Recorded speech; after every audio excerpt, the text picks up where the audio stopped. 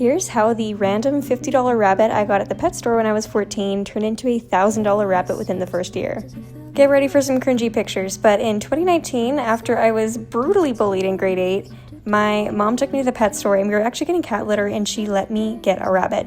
Every time I would ask and she'd always say no, but I think she had a moment of weakness because I was going through stuff at school, so she let me get a rabbit and I picked out Zoe. Now at the pet store, the rabbits were advertised as being $50 and I bought her, and then they told me I needed all sorts of equipment. So I had to get her a cage, some salt licks, stuff like that, which I quickly learned were not good for rabbits and had to throw away. So after it was all said and done at the pet store the first day, it ended up being about $350 for the rabbit and the cage that I didn't even end up using.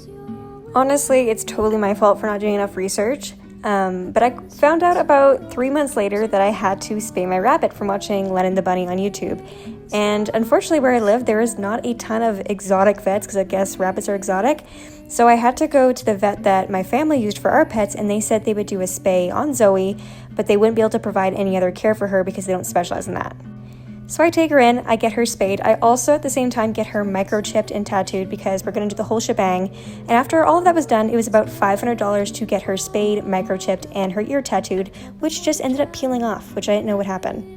Now, thankfully at the time I did have a job and my parents did help me, but she ended up having a complication from her surgery, which is very rare, so please do get your rabbit spayed.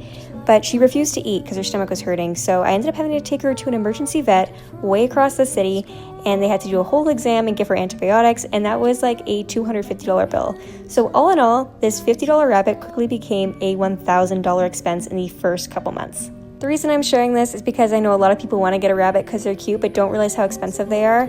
They're not the same as like a goldfish, which even goldfish deserve to be treated well, but where they can just be left and not go to the vet and not have anything happen. So just keep that in mind if you do want to get a rabbit, that they're actually very, very expensive. And I'm just thankful that I had the money and my parents helped me to get her the proper health care that she deserves.